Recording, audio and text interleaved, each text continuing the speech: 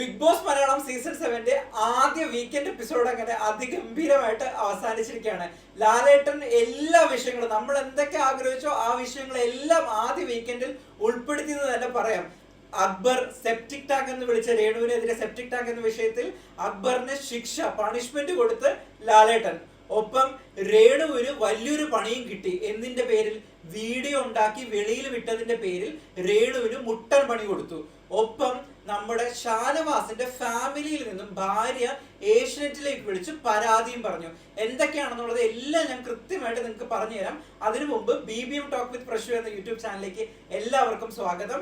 ആദ്യമായിട്ടാണ് നിങ്ങൾ എന്റെ വീഡിയോ കാണുന്നതെങ്കിൽ തീർച്ചയായിട്ടും സബ്സ്ക്രൈബ് ചെയ്യണം. അതോടൊപ്പം തന്നെ ലൈക്ക് ചെയ്യുകയും കമന്റ് ചെയ്യുകയും ചെയ്യണം. നിങ്ങളുടെ വിലയേറിയ നിർദ്ദേശങ്ങളും അഭിപ്രായങ്ങളും മാത്രം ഉണ്ടെങ്കിൽ മാത്രമേ എനിക്ക് മുന്നോട്ട് മികച്ച രീതിയിൽ വീഡിയോ ചെയ്യാനുള്ള പ്രചോദനം ലഭിക്കുകയുള്ളൂ. ഇനി വിഷയത്തിലേക്ക് കിടക്കാം. ആദ്യം തന്നെ ലാലേട്ടന്റെ ഇൻട്രോ ആണ്. നല്ല വൈറ്റ് ഷർട്ടിൽ നല്ല റോസ് ഫ്ലവേഴ്സ് അപ്പുറത്തും ഇപ്പുറത്തും വെച്ച് നമ്മുടെ ഹാൻഡിലൊക്കെ വെച്ച് വൈറ്റ് മുണ്ടൊക്കെ കൊടുത്ത് മീശ പിരിച്ച് നല്ല ചുള്ള ലുക്കിൽ ലാലേട്ടൻ വന്ന് ഇറങ്ങുമായിരുന്നു. അപ്പൊ തന്നെ എനിക്കിങ്ങനെ രോമാഞ്ചം വന്നായിരുന്നു. നിങ്ങൾക്ക് വന്നിട്ടുണ്ടോ എന്ന് എനിക്കറിയാം. പൊളി ലുക്കായിരുന്നു ലാലേട്ടൻ. എന്തായാലും പറയാതിരിക്കാൻ പറ്റില്ല. ഓരോ വർഷം കൂടുമ്പോൾ ലാലേട്ടൻ ചെറുപ്പമായി കൊണ്ടിരിക്കുകയാണെന്നേ. എന്തായാലും നമ്മുടെ വിഷയം അതല്ല. ലാലേട്ടന് സൗന്ദര്യം ഉണ്ടോ ഇല്ലേ എന്നുള്ളതല്ല നമ്മുടെ വിഷയം. നമ്മുടെ ബിഗ് ബോസ് ആണ്. ബിഗ് ബോസിലെ ഹൗസ് മെയ്റ്റ്സിനെ ഇന്ന് പണിയോ ഇല്ലേ എന്നുള്ളതാണ് നമ്മുടെ വിഷയം. ഞാൻ ആദ്യം നിങ്ങൾക്ക് മെയിൻ ആയിട്ടുള്ള കാര്യങ്ങൾ എന്തൊക്കെയാണ് ഏറ്റവും ഇമ്പോർട്ടന്റ് ആയിട്ട് ലാലേട്ടൻ എടുത്തുള്ള വിഷയം എന്നുള്ളത് ഞാൻ ആദ്യം നിങ്ങൾക്ക് പറഞ്ഞുതരാം. ആദ്യം എടുത്തത് നമ്മുടെ അക്ബറിന്റെ വിഷയം തന്നെയാണ്. അക്ബറിന്റെയും രേണു സുധിയുടെയും വിഷയം. അതായത് രേണുവിനോട് ലാലേട്ടൻ ഡയറക്റ്റ് തന്നെ ചോദിക്കുന്നു, എന്ത് തോന്നുന്നു രേണു, ഇത് പറഞ്ഞത് തെറ്റ് തന്നെയല്ലേ? എല്ലാം നമ്മുടെ പ്രേക്ഷകർക്ക് മൊത്തം അത് തെറ്റായിട്ടാണ് തോന്നിയത്. അപ്പൊ പറഞ്ഞു, ഞാനങ്ങ് ചമ്മിപ്പോയി ലാലേട്ടാ, ഞാനങ്ങ് ചമ്മിപ്പോയി. അപ്പൊ പുള്ളിക്കാരുടെ മുഖം അപ്പൊ തന്നെ മാറി. കാരണം സത്യമാണ്, ഇത്രയും വലിയൊരു പ്ലാറ്റ്ഫോമിൽ വന്നിട്ട് തീട്ടക്കുഴിന്ന് കേൾക്കുക അല്ലെങ്കിൽ സെപ്റ്റി ടാങ്ക് എന്ന് കേൾക്കുക എന്ന് പറയുന്നത് ഒരിക്കലും അക്സെപ്റ്റ് ചെയ്യാൻ പറ്റാത്ത ഒരു പരിപാടിയാണ്. നമ്മളൊരു 3-4 വീഡിയോ ഞാൻ ഇതിനെപ്പറ്റി ചെയ്തതുമാണ്. നിങ്ങൾക്ക് പ്രീവിയസ് വീഡിയോസ് പോയി കഴിഞ്ഞാൽ ആ വീഡിയോ കിട്ടുന്നതുമാണ്. അപ്പൊ പക്ഷെ പുള്ളിക്കാരൻ അക്ബർ അത് റിക്കഗ്നൈസ് ചെയ്തു, തിരിച്ചറിഞ്ഞിട്ടുണ്ട്. വെളിയിൽ നെഗറ്റീവ് ആയിട്ടുണ്ടെന്ന് അക്ബറിന് നന്നായിട്ട് മനസ്സിലായി. അക്ബർ അതുകൊണ്ട് അത് പേടിച്ചുകൊണ്ട് തന്നെയാണ് അക്ബർ പിറ്റേ ദിവസം സോറിയൊക്കെ പറയാൻ വന്നത്. ലാലേട്ടൻ അത് പറഞ്ഞ് മനസ്സിലാക്കി കൊടുത്തു അക്ബറിനോട്, ഇത് റോങ് ആണ്. അതൊരു ചെറിയൊരു ഓമന പേരിടൽ ഒരു ടാസ്ക് മാത്രമായിരുന്നു. പക്ഷെ അതിനൊരു ഫണ്ണായിട്ട് കണ്ടു കളിക്കേണ്ട ഒരു ഗെയിമിനെ ഇങ്ങനെ പറഞ്ഞ് ഇൻസൾട്ട് ചെയ്തത് വളരെ മോശമാണെന്ന് ലാലേട്ടൻ അക്ബറിനോട് കൃത്യമായി പറഞ്ഞ് മനസ്സിലാക്കി കൊടുത്തു. അതോടൊപ്പം തന്നെ അക്ബറിന് നല്ലൊരു പണിഷ്മെന്റ് കൊടുത്തു. പണിഷ്മെന്റ് എന്ന് പറഞ്ഞാൽ രേണുവിന്റെ പുറകെ നടന്ന് ഈ ഒരാഴ്ച കൊണ്ട് നല്ല പേര് സമ്പാദിപ്പിക്കുക. മനസ്സിലായില്ലേ? അതായത് എങ്ങനെയാ, ഞാൻ നല്ല കുട്ടിയായി, രേണുവിന് എനിക്കിപ്പോൾ പ്രശ്നമൊന്നും ഇല്ല എന്നുള്ളത് പറയിപ്പിക്കണം. രേണുവിന്റെ പുറകെ നടന്നത് അതിൽ രേണുവിനെ ഇങ്ങനെ സൂചിപ്പിക്കുക, അതൊക്കെ ആയിരിക്കും ഉദ്ദേശിച്ചിട്ടുള്ളത്. എന്തായാലും അതാണ് നമ്മുടെ അക്ബറിന് ലാലേട്ടൻ കൊടുത്ത ഫസ്റ്റ് പണി.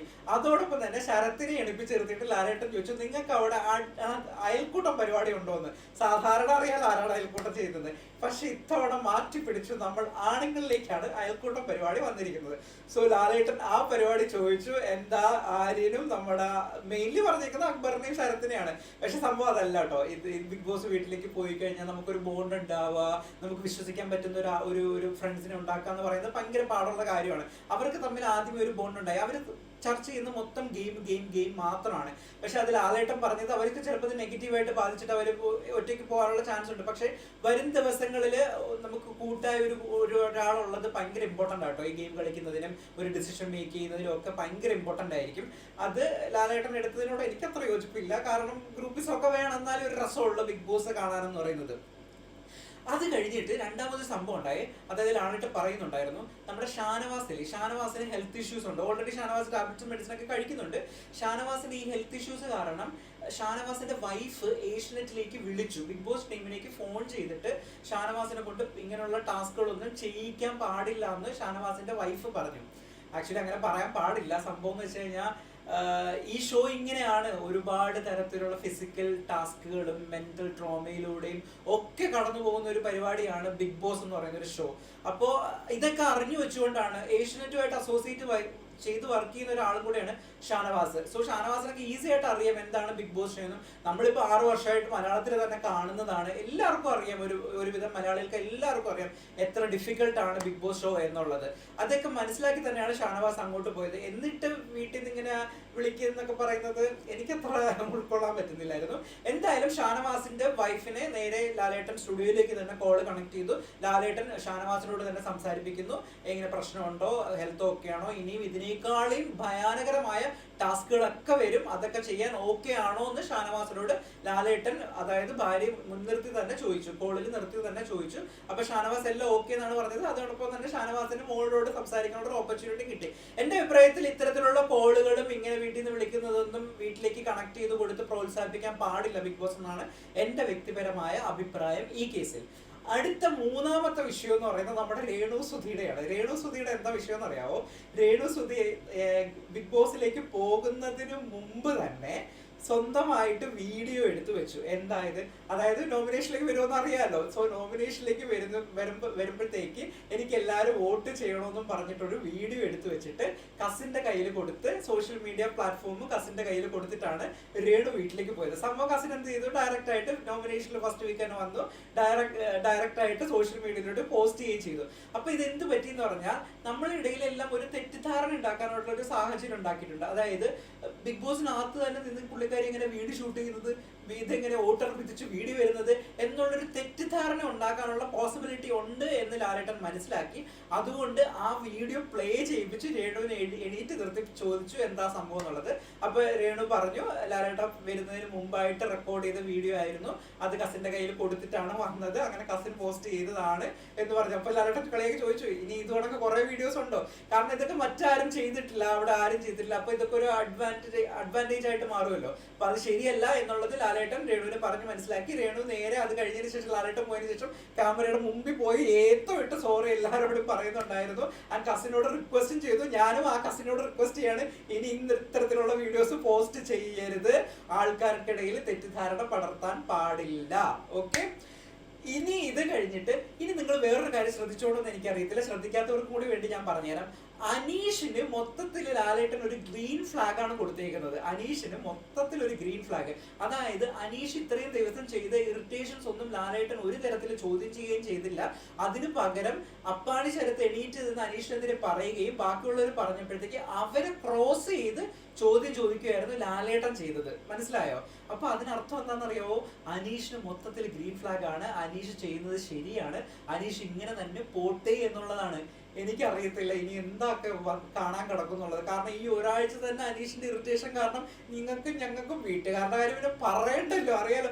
ഇന്നലെ രാത്രി കൂടി അനീഷ് നമ്മുടെ അനുവിനെയും ശരത്തിന്റെ ഊപ്പാടത്തിനും വരുത്തിയായിരുന്നു ജയിലിനകത്ത് കിടന്നിട്ട്. സോ എനിക്കറിയത്തില്ല, ഇനി അവരെ ദൈവം രക്ഷിക്കാന്ന് മാത്രമേ പറയാനുള്ളൂ. അത് എനിക്കറിയത്തില്ല, ഇനി കാത്തിരുന്ന് നമുക്ക് കാണാം അടുത്ത ആഴ്ച എങ്ങനെയായിരിക്കും അനീഷ് ബിഹേവ് ചെയ്യുന്നുള്ളത്. ഇനി ഓരോന്നായിട്ട് നമുക്ക് പറയാം. ആദ്യം ലാലേട്ടൻ ചെയ്തതെന്ന് പറഞ്ഞത് നമ്മുടെ മറ്റേ ഡിബേറ്റ് ടാസ്കില്ലേ, ഡിബേറ്റ് ടാസ്കിനകത്ത് പങ്കെടുക്കാൻ താല്പര്യമില്ല എന്ന് പറഞ്ഞ് 3 പേര് അവിടെ എണീറ്റ് നിന്നായിരുന്നല്ലോ, അവരാദ്യമേ തൂക്കി. ഞാൻ എൻ്റെ മറ്റേ ആദ്യ വീഡിയോയിലും പറഞ്ഞിട്ടുള്ളതാണ്, ഇങ്ങനെയുള്ളവരൊന്നും ഇതിലോട്ട് പോവരുത്, ഇങ്ങനെയുള്ള ഷോയിലോട്ട് പങ്കെടുക്കാൻ താല്പര്യമില്ലാത്തവരൊന്നും ഇങ്ങനെയുള്ള ഷോയിൽ പോയി മറ്റുള്ളവരുടെ അവസരം ഇത് ചെയ്യാൻ പാടില്ല എന്നുള്ളത് ഞാൻ എൻ്റെ പഴയ വീഡിയോയിലും പറഞ്ഞിട്ടുള്ളതാണ്.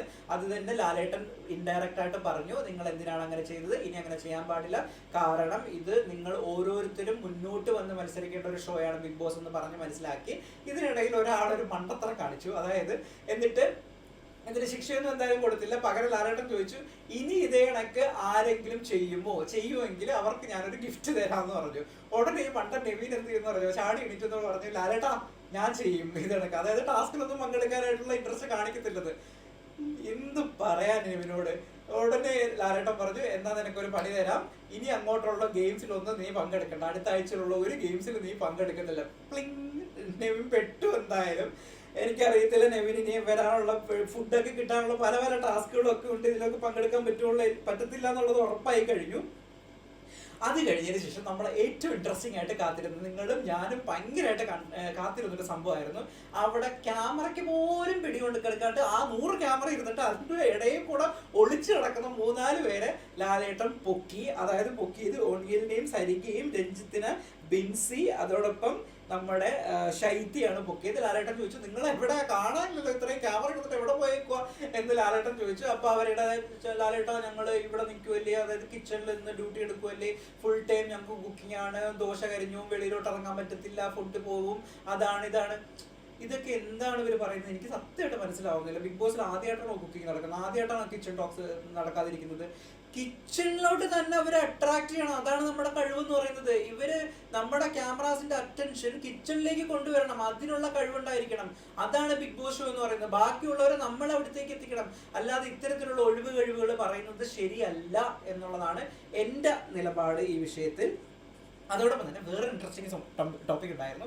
നമ്മുടെ സെപ്റ്റിക് ടാങ്ക് വിഷയത്തിൽ നമ്മുടെ അക്ബറിനെ ചോദ്യം ചെയ്തുകൊണ്ടിരിക്കുന്നതിൻ്റെ ഇടയിൽ തന്നെ മുള്ളൻമതി എന്ന് പറഞ്ഞ അനീഷിനെ വിളിച്ചതിന് ആദിലയും നൂറയും എണീപ്പിച്ച് നിർത്തി.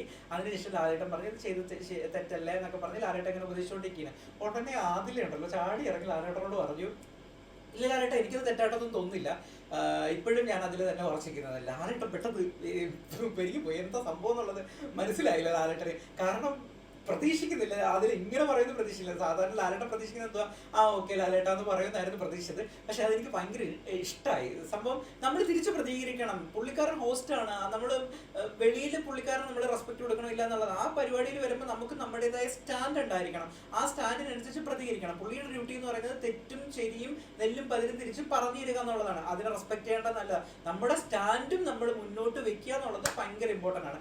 അതിൽ ചെയ്തത് വളരെയധികം എനിക്ക് ഇഷ്ടപ്പെട്ടു എന്ന് പറയാതിരിക്കാൻ നിവൃത്തിയില്ല. അത് കഴിഞ്ഞിട്ട് റൂൾ ബ്രേക്ക് ചെയ്ത ഗിസൈലിനെ പൊക്കിയ സംഭവമായിരുന്നു. ഗിസൈലിനെ അറിയാലോ, മേക്കപ്പ് ഇല്ലാണ്ട് ഗിസൈലിന് ജീവിക്കാൻ പറ്റത്തില്ല. രാത്രി 2 മണി 3 മണി ആയാലും പുള്ളിക്കാരി ലിപ്സ്റ്റിക് ഇട്ടുകൊണ്ട് നടക്കുന്ന മോഡലാണ്, നിങ്ങൾക്ക് എല്ലാവർക്കും അറിയാവുന്നതാണ് ഗിസൈലിനെ. സോ ഗിസൈൽ എന്ത് പറ്റി, ഗിസൈലിന് ബാൻഡ് നഷ്ടപ്പെട്ട സമയത്ത് ബിഗ് ബോസ് എല്ലാ പെട്ടിയും തിരിച്ചു റൂമിലേക്ക് വെക്കാൻ പറഞ്ഞല്ലോ. അതായത് ഗിസൈലിന്റെ ഡ്രസ്സും കോസ്മെറ്റിക്സ് ഐറ്റംസും എല്ലാം തിരിച്ചു വെക്കാൻ പറഞ്ഞു. ഗിസൈൽ എന്ത് ചെയ്തെന്ന് അറിയാവോ, അതിനകത്തുനിന്ന് കൺസീലറോ മറ്റോ എടുത്ത് കീപ്പ് ചെയ്യുന്നുണ്ടായിരുന്നു, എന്നിട്ട് വീണ്ടും യൂസ് ചെയ്യുന്നുണ്ടായിരുന്നു. ഇത് ലാലേട്ടൻ ചോദ്യം ചെയ്തു, സീരിയസ് ആയിട്ട് ചോദ്യം ചെയ്തതാണ്, അതായത് തമാശയായിട്ടല്ലായിരുന്നു, സീരിയസ് ആയിട്ട് ചോദിച്ചു. കാരണം എന്ന് വെച്ചാൽ ഇതിലൊരു കാര്യമുണ്ട്, ബാക്കിയുള്ള കണ്ടസ്റ്റൻസ് എല്ലാവരും കോസ്മെറ്റിക്സും ഒന്നും നല്ല ഡ്രസ്സും ഒന്നും ഇടാണ്ടാണ് അവിടെ നിൽക്കുന്നത്. കാരണം ഇവർക്ക് ആർക്കും ആ പ്രിവിലേജ് കിട്ടിയിട്ടില്ല ഇതുവരെ. കാരണം ഇതൊരു വലിയൊരു ഷോയാണ്, എല്ലാവരും ഇതൊക്കെ ഇട്ട് നിൽക്കണം, എല്ലാവരും നന്നായിട്ട് പ്രസന്റ് ചെയ്യണമെന്ന് ആഗ്രഹിക്കുന്ന ഒരാൾ പോലും ആ ഷോയിലുണ്ടെന്ന് എനിക്ക് തോന്നുന്നില്ല. അപ്പം അവർക്കൊന്നും ഇല്ലാത്തൊരു പ്രിവിലേജ് ഗിസയിൽ കാണിക്കുന്നത് വളരെ മോശമല്ലേ. ഇത് തന്നെയാണ് ലാലേട്ടൻ ചോദിച്ചത്. ആർക്കും ഒരു തരത്തിലുള്ള പ്രത്യേകത ഇവിടെ ഇല്ല, ഇവിടെ ഒരു സ്പെഷ്യാലിറ്റി ഒന്നുമില്ല, പകരം ഒരു പണിഷ്മെന്റും ഗിസൈലിന് കൊടുത്തു ലാലേട്ടൻ. എന്തായത് ലാലേട്ടൻ ഗിസൈലിന്റെ എല്ലാ പെട്ടിയും എടുത്ത് ഗിസൈലിന്റെ വീട്ടിലോട്ട് അയച്ചു കൊടുക്കാൻ പോവുകയാണ്. അതായത് ഗിസൈലിന്റെ ഒരു സാധനങ്ങളും, ഗിസൈൽ കൊണ്ടുവന്ന ഒരു സാധനങ്ങളും ഇനി ബിഗ് ബോസ് വീട്ടിൽ ഉണ്ടാവത്തില്ല. ഇതാണ് ഗിസൈലിന് കൊടുത്ത പണിഷ്മെന്റ്. അപ്പോ ഗിസൈൽ ലാലേറ്റ അങ്ങനെ ചെയ്യലില്ല, ലാലേറ്റ അങ്ങനെ ചെയ്യലില്ല എന്നൊക്കെ പറഞ്ഞ് കരയുന്നുണ്ടായിരുന്നു. ബട്ട് ലാലേട്ടൻ എന്തായാലും അത് അക്സെപ്റ്റ് ചെയ്തിട്ടില്ല. പിന്നെ നമ്മുടെ പുകഞ്ഞ പുള്ളി പറത്ത് എന്ന് പറയുന്ന ടാസ്ക് ഉണ്ടല്ലോ, മറ്റേ ഉറങ്ങുന്ന ടാസ്ക്, ആ ടാസ്കിനോട് തന്നെ എനിക്ക് വലിയ യോജിപ്പില്ലായിരുന്നു. അത് ഭയങ്കര ആർക്കും ഒരു താല്പര്യം ഇല്ലാത്തൊരു ചെയ്ത ടാസ്ക് ആയിരുന്നു. ആ ടാസ്കിനെ പറ്റി ലാലേട്ടൻ എടുത്തിട്ട് പറഞ്ഞു, അതായത് നിങ്ങൾ കുറച്ചും കൂടി ഒരാളെ പുറത്താക്കാൻ കിട്ടിയ ഒരു അവസരമായിരുന്നു, അത് നിങ്ങൾ യൂസ് ചെയ്യണമായിരുന്നു, ഇത് എല്ലാവരും കിടന്ന് ചുമ്മാ കിടന്ന് ഉറങ്ങുമായിരുന്നു, അപ്പോൾ അവരത് ചുമ്മാ ന്യായീകരിക്കുന്നുണ്ടായിരുന്നു. അങ്ങനെ അത് പറഞ്ഞു പോകുന്നുള്ളായിരുന്നു. ആ ടാസ്ക് തന്നെ വലിയ ഇൻട്രസ്റ്റ് ഒന്നും ഇല്ലായിരുന്നു. നിങ്ങൾക്ക് തോന്നിയായിരുന്നു ഭയങ്കര ഇൻട്രസ്റ്റിംഗ് ആയിട്ട് തോന്നിയത്? നമുക്ക് കാഴ്ചക്കാർക്ക് ഒരു ഇൻട്രസ്റ്റിംഗ് ആയിട്ട് തോന്നിയായിട്ട് എനിക്ക് തോന്നുന്നില്ലായിരുന്നു. അത് കഴിഞ്ഞതിന് ശേഷം നമ്മുടെ നെവിനില്ലേ, നെവിൻ്റെ വീഡിയോ എടുത്ത് പ്ലേ ചെയ്യിപ്പിച്ച സംഭവമായിരുന്നു. അതായത് നെവിൻ ഭയങ്കര അടിപൊളിയാട്ടോ. നെവിൻ ഭയങ്കരമായിട്ട് തമാശയൊക്കെ പറഞ്ഞ് എല്ലാവരും പോസിറ്റീവായിട്ട് ചിരിപ്പിച്ച് നടക്കാൻ ആഗ്രഹിക്കുന്ന ഒരു വ്യക്തിയാണ് നെവിൻ. ഓക്കെ, നെവിൻ ഭയങ്കര എന്റർടൈനർ ആണ്, പറയാതിരിക്കുന്ന വൃത്തിയില്ല. ലൈവൊക്കെ കാണുമ്പോൾ നമുക്ക് മനസ്സിലാവും, ഫുൾ ടൈം ഭയങ്കര എനർജിയാണ് നെവിൻ. ഇതിൻ്റെ ഇടയിൽ സാധനമൊക്കെ അടിച്ചു മാറ്റിയിട്ടുണ്ടായിരുന്നല്ലോ, നമ്മൾ വീഡിയോ ബിഗ് ബോസിൽ അത് കണ്ടായിരുന്നല്ലോ. ഈ വീഡിയോസ് എല്ലാം കൂടെ കോർത്തിണക്കി നെവിന് ഫുൾ ഹൗസിന് ലാലേട്ടൻ കാണിച്ചു കൊടുത്തു. സംഭവം നെവിൻ വിചാരിച്ചു, അയ്യോ ഇത് പ്രശ്നമാണ്, ഇത് പണിയായല്ലോ എന്ന് പറഞ്ഞ് ലാലേട്ടൻ വിളിച്ച് സോറി ലാലേട്ട ഇനി ചെയ്യത്തില്ല എന്ന് പറഞ്ഞ് ചാടി ഇങ്ങിട്ട് പറയാൻ വന്നതാ. അപ്പോൾ ലാലേട്ടൻ പറഞ്ഞു, ഇല്ല നെവിൻ നീ ചെയ്തത് വളരെ ശരിയാണ്, ഇങ്ങനെയൊക്കെയാണ് ഇൻട്രസ്റ്റിംഗ് ആയിട്ട് ഗെയിം കൊണ്ടുപോകേണ്ടത്, ഇത്തരത്തിലുള്ള പരിപാടികളെല്ലാം ചെയ്യണം. നെവിന് പ്രോത്സാഹനം കൊടുക്കുകയാണ് ലാലേട്ടൻ ചെയ്തത്. ഇന്ന് പ്രോത്സാഹനം കിട്ടിയേക്കുന്നത് ഇൻഡയറക്റ്റ് ആയിട്ട് കിട്ടിയേക്കുന്നത് അനീഷിന് മൊത്തത്തിലുള്ള ഗ്രീൻ ലൈറ്റും, അതോടൊപ്പം നെവിന് ഡയറക്റ്റ് ആയിട്ട് ലാലേട്ടൻ പറഞ്ഞു കൊടുക്കുകയും ചെയ്തു. ലാലേട്ടൻ ഒരു ഷൂ ആയിട്ട് ഗിഫ്റ്റ് നമ്മുടെ നെവിന് കൊടുത്തിട്ടുണ്ട്, ഹീലുള്ള ഷൂ ആയിട്ട്. അതും നല്ല രസമുണ്ടായിരുന്നു. അത് കഴിഞ്ഞതിന് ശേഷം അവസാനം ഒരു റോബോട്ടിനെ ഇൻട്രൊഡ്യൂസ് ചെയ്യരുത് ചെയ്തത്. നമ്മുടെ IPL ഒക്കെ കാണുന്ന കണക്ക് ഒരു റോബോട്ടിനെ ഇൻട്രൊഡ്യൂസ് ചെയ്തു. അത് വൈൽഡ് കാർഡായിട്ടാണ് ലാലേട്ടൻ ഇൻട്രൊഡ്യൂസ് ചെയ്തത്. ആ റോബോട്ടിനെ നേരെ വീട്ടിലേക്ക് വിടിയിട്ട് അവിടുത്തെ രഹസ്യങ്ങളും കാര്യങ്ങളും എല്ലാം ചോർത്തി ലാലേട്ടനെ ഏൽപ്പിക്കുക. അതോടൊപ്പം തന്നെ കണ്ടസ്റ്റൻസ് എന്തെങ്കിലും തരത്തിലുള്ള പണികൾ കൊടുക്കാൻ പറ്റുമെങ്കിൽ ആ പണികൾ കൊടുക്കുക എന്നുള്ളതാണ് ലാലേട്ടൻ പറഞ്ഞിരിക്കുന്നത്. ഈ സംഭവം എന്താണെന്നുള്ളത്, ആ റോബോട്ട് എങ്ങനെ വർക്കാവും എന്നുള്ളത് നമുക്ക് കാത്തിരുന്ന് കാണാം എന്നല്ലാതൊന്നും പറയുന്നില്ല, എങ്ങനെയാണെന്ന് നോക്കാം. എന്തായാലും ഇതൊക്കെയായിരുന്നു ഇന്നത്തെ എപ്പിസോഡിൽ നടന്നിട്ടുണ്ടായിരുന്നത്. ഒരുവിധം എല്ലാ വിഷയങ്ങളും ലാലേട്ടൻ കവർ ചെയ്തിട്ടുണ്ടായിരുന്നു. പിന്നെ എന്തെങ്കിലും വിട്ടുപോയിട്ടുണ്ടെങ്കിൽ നാളത്തെ വീഡിയോയിൽ ഞാൻ പറയാം. അത് കഴിഞ്ഞതിന് ശേഷം നാളെ ഇനിയിപ്പോൾ ക്യാപ്റ്റൻസി ടാസ്കും അല്ലെങ്കിൽ ക്യാപ്റ്റനെ തിരഞ്ഞെടുത്ത ആ വിഷയവും ചർച്ച ചെയ്യും. അതോടൊപ്പം തന്നെ എലിമിനേഷൻ 100% ഉണ്ടാവുന്ന, ഒന്നല്ലെങ്കിൽ ചിലപ്പോൾ ഒന്നിൽ കൂടുതൽ പേര് എലിമിനേറ്റ് ചെയ്ത് പോകാനുള്ള ഒരു ചാൻസ് ഉണ്ടെന്നാണ് ലാലേട്ടൻ പറഞ്ഞത്. എന്തായാലും എലിമിനേഷൻ ഉണ്ടെന്നുള്ളത് 100% ഉറപ്പാണ്. ആ ഏറ്റവും ബോട്ടത്തിൽ നിൽക്കുന്ന ഒരാൾ തന്നെ പുറത്താവട്ടെ എന്ന് ഞാൻ പ്രാർത്ഥിക്കുന്നു. നിങ്ങൾ ഓരോരുത്തരും പ്രാർത്ഥിക്കണം. നല്ലവർ നിന്ന് കഴിഞ്ഞാൽ മാത്രമേ ഷോ അടിപൊളിയാകത്തുള്ളൂ, അറിയാമല്ലോ. അതല്ലെങ്കിൽ ഷോയ്ക്ക് ഒരു ഗുമ്പുണ്ടാവത്തില്ല. എനിവേസ്, എന്തായാലും ഞാൻ മറ്റൊരു വീഡിയോ ആയിട്ട് നാളെ വീണ്ടും വരുന്നതായിരിക്കും. ഓക്കെ, അപ്പം ആരും മറക്കണ്ട BBM ടോക്ക് വിത്ത് പ്രശ്വ എന്ന യൂട്യൂബ് ചാനൽ സബ്സ്ക്രൈബ് ചെയ്യാൻ മറക്കണ്ട. അതോടൊപ്പം സപ്പോർട്ട് ചെയ്യാനും. അപ്പം വീണ്ടും സന്ധിക്കും വരെ വണക്കം. ബൈ.